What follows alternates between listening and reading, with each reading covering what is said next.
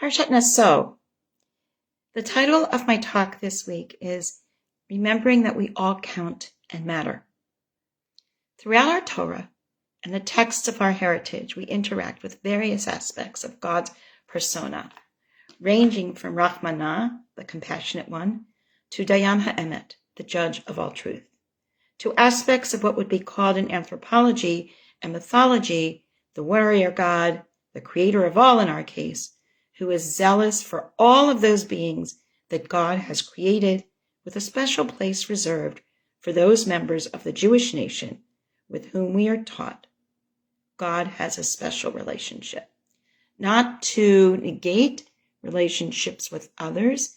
Think of a parent who says, I love this child. I always thought, what is it that I love best about each child? Recognizing their individuality, being equitable, and also feeling that each child is special. I believe that all of God's children are special to God, but we are focused on the special nature of the relationship between God and the B'nai Yisrael. In thinking about our compassionate and protecting God, it is sometimes difficult to interface that set of characteristics with what we read in Vayikra, in the middle of our Chameshet Chomshei Torah, the 5 books of our Torah, that is dedicated to particular stringencies of Jewish practice, and to be sure, there are many. These are some of the most difficult texts to address on so many levels, yet once again, I will try to do exactly that. We are now in Bamidbar, but again, we are going to get some of these stringencies in Bamidbar. We will focus on 3 instances of separation recounted in this Parsha. We begin with the first set of instructions in our Parsha after the B'nai Yisrael are counted and accounted for, as each and every one is important in and of themselves, as well as to the community and as a created being of God. We read as follows in chapter 5, Parak A, Pesukim Aleph through Daled, 1 through 4. And the Lord spoke to Moshe, saying, Command the children of Israel that they should put out of the camp every leper and every one that hath any type of discharge, and whoever is unclean by the dead. Both female and male shall you put out, that they should not defile the camp in the midst of where I dwell. And the children of Israel did so, and separated the lepers from the camp. As God spoke to Moshe, so did the children of Israel. As we are hyper aware today of any exclusion of any kind amid its rampant presence in our lives, this text begs that we attend to it. What is going on here? What is being suggested that would be consistent with God as Rahmanah, as the compassionate one? In Masechet Pesachim, there is a lengthy discussion about what exactly occurred and whether people who needed to be pushed out of the camp were indeed forcibly removed, or did something else transpire? Did they themselves separate of their own volition? First of all, we need to understand the context of this situation. We are discussing the setup of the camp of the B'nai Yisrael and the entirety of the Eidah in the desert, Bamidbar. Both the individuals, the specific units, and the congregational grouping as a whole. These camps were set up in concentric circles, with the Mishkan being in the center and serving as the focal point for the community, and indicating the everlasting presence of God within the camp. Immediately around the Mishkan was the encampment circle of the Levites, who were attending to the direct service of the Mishkan and all it entailed. Finally, the third circle was filled with all of the B'nai Yisrael, arranged by their tribal units. This encampment brought together the people individually, tribally, the central focus of the Mishkan, and the presence of God, and the totality of all of these parts. It was, in the full sense of the word, a truly holy assembly, sanctified assembly. Eidah Kadosh, Kadosha, elevated in so many different ways. So after this explanation, we come to these aforementioned exclusions. 1, those with leprosy. 2, those with any type of bodily emission that would render them spiritually unclean. 3, those who were in contact with a corpse. In Pesachim, we are taught that the individuals themselves exited from the main camp, that they were not forced out. In fact, this is correlated with the notion that for the Mitzorah to leave the camp is a positive commandment, a mitzvah aseh, for them to observe and for them to take the initiative of doing. To be sure, there's a great deal of discussion of what is tumah and what is tahara, and as we have said in the past, we cannot aptly translate them into an English context. They are purity and impurity within the framework of the Edah, of the camp as it was set up. How do we understand what this means in a way that does not feel excessively restrictive or exclusive of one's ability to participate? How do we discuss this without in any way detracting from the value and the validation of all individuals? Rabbi Avi Weiss teaches as follows. The truth is that there are several terms in the Torah that have no suitable English equivalent. Such terms should simply not be translated. Leaving them in the original Hebrew makes the reader understand that a more detailed analysis of the word is necessary. Tuma and tahara are two of those words that cannot be perfectly translated and therefore requires a deeper analysis.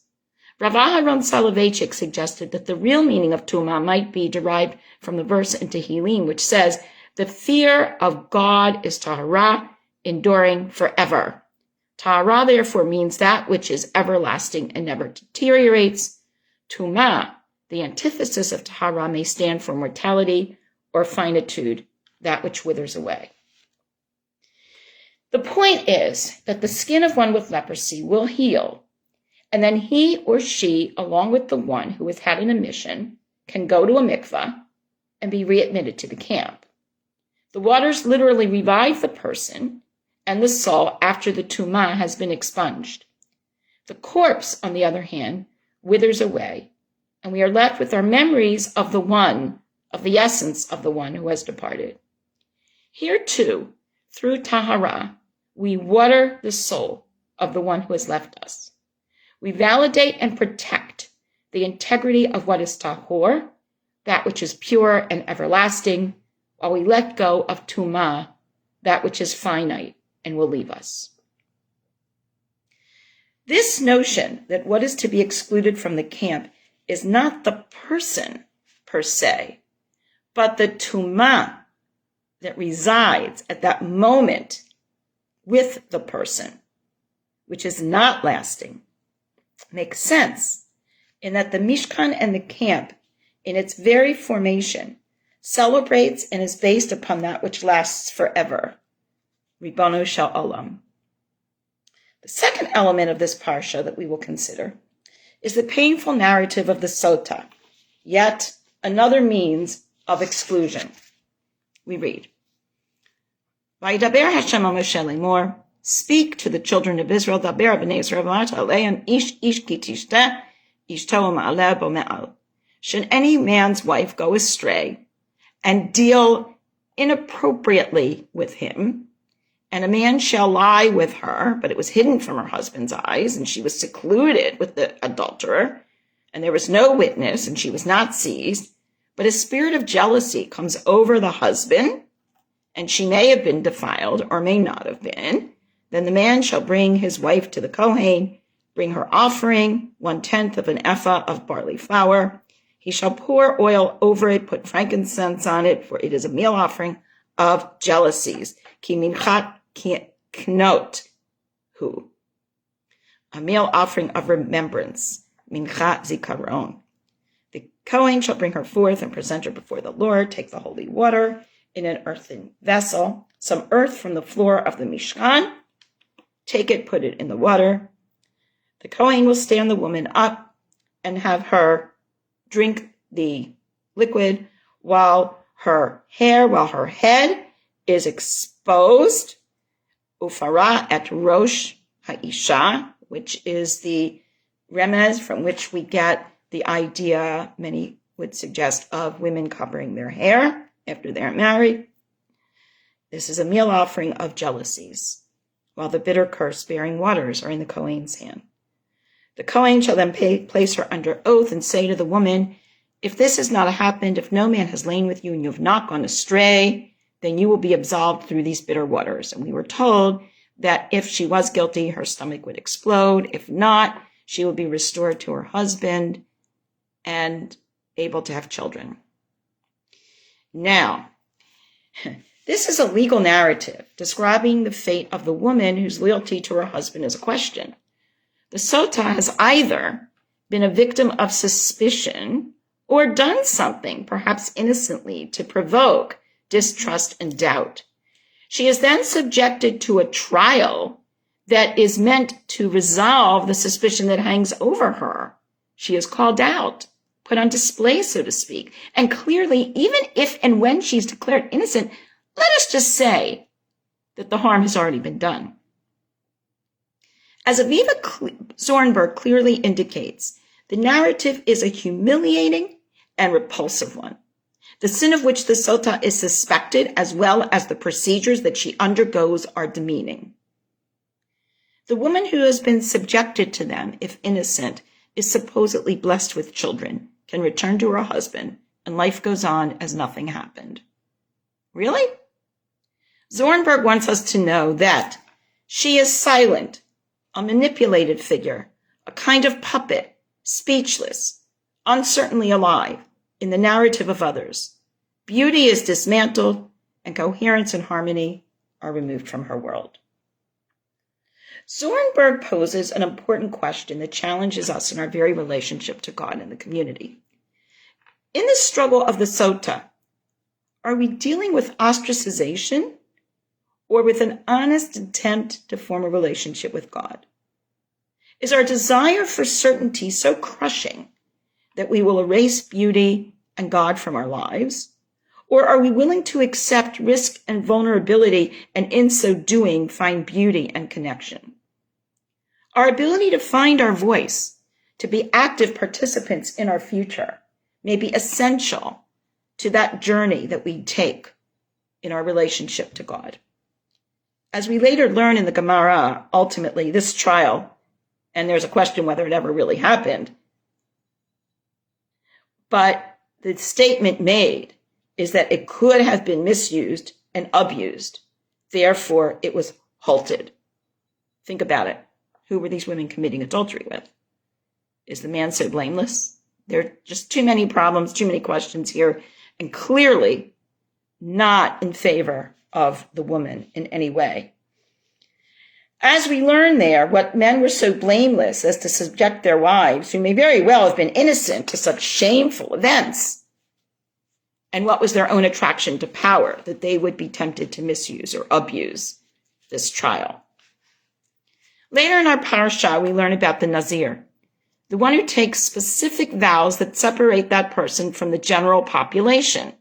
Again, choosing to separate oneself more in line with the Mitzvah who may have done the same earlier.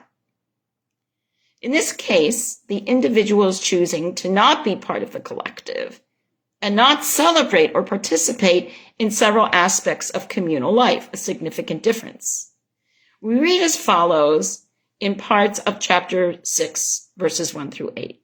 God speaks to Moshe, saying, Daber al B'nai Yisrael, say to them, when either man or woman shall clearly utter a vow, same formulation as the Mitzvah earlier on, the vow of the Nazirite to consecrate oneself to God, that person shall abstain from wine and strong drink.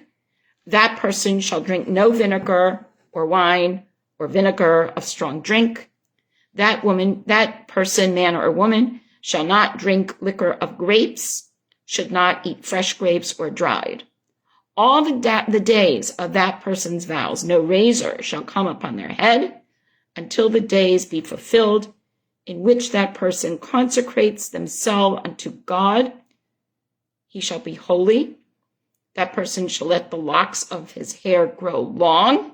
And I should just point out in terms of language, again, all language is gendered. We understand that while in the beginning it says, kol ish ve'isha, in most of the explanation, it is talking about the man. He shall let the locks of his hair grow long, and the days that he consecrates himself unto God, he shall not come near a dead body, a corpse. He shall not make himself unclean, not for his father, not for his mother, for his brother, or for his sister when they die, because his consecration unto God is upon his head. All the days of his Nazirateship, he is exclusively holy to God. Kol hazman shehu nazir, hu kadosh ladoshem. Very similar to the restrictions that we've seen with the Kohanim in terms of not being exposed to Tamei Mavet, to the impurity, if you will, of the body that has died. Here the individual is choosing a life of solitude in which his dedication to God preempts any connection to other people. We learn very quickly that these periods are to be limited and that the Nazir is to bring very specific and particular offerings to indicate that this person will now embrace being part of the entirety of community life from which he had exited earlier during his period of self-imposed seclusion. This is not meant to be permanent, nor is it set up as an ideal state in the context of Jewish living. So here we have three types of exclusion in our Parsha. One that is required due to a condition of one's present status. The second, calling someone out for questionable reasons. And the third, taken on by personal choice. There are those that connect these two, given that the one who separates themselves as a Nazir saw the abuse of the trial of the Sota, and therefore wanted to separate oneself as far as possible from any involvement in that horrific occurrence. In all three cases, we are shown that this separation goes against the intended nature of community as taught by the maxim, Al tifrosh min hatzibor, do not separate yourself from the community, and that there are remedies for what is seen as a temporary condition. We are not to embarrass another, as clearly happens in the first two instances, and to do so is hurting God, thus fracturing the very relationship we so desperately and purely desire.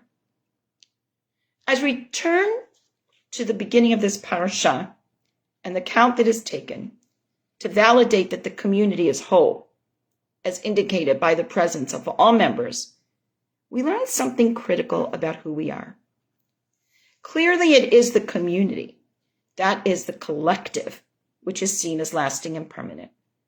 Consider, for example, the complicated instructions regarding offering the Pesach sacrifice, which is incumbent upon all members of B'nai Yisrael, both as individuals and as members of the group. There are two specific teachings in these set of laws that are quite remarkable in their relevance to this topic. First, the Pesach offering is to be offered in chaburot, in groups, in which individual members are to be registered as participants. Secondly, the Pesach is to be offered in a state of tahara, and those who are individually tameh can delay their involvement until Pesach Sheni.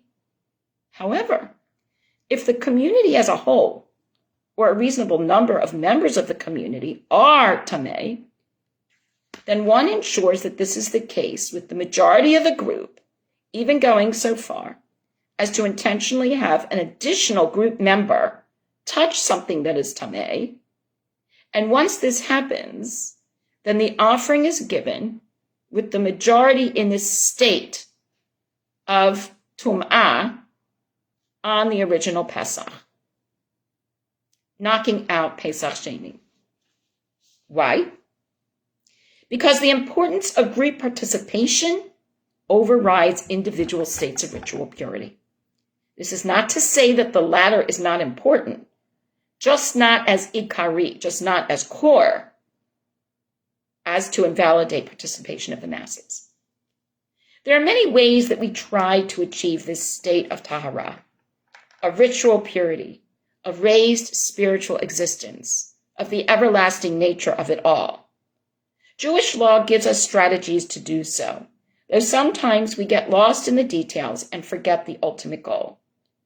We must remember that God, as Rahmanah, wants us all to participate, to be counted, and to be able to reach our own spiritual heights. This is fundamental to the structure of halakha and should not get lost in the details of how we work toward this goal. Vayikra gives us the parameters of what to do. It is up to us as we confront the midbar, the desert of our life, to figure out how and why, through the use of chazal and our own sense of purpose, we try to achieve that which is permanent, tahor, and do not subject ourselves to deterioration, to tum'ah. Shabbat Shalom.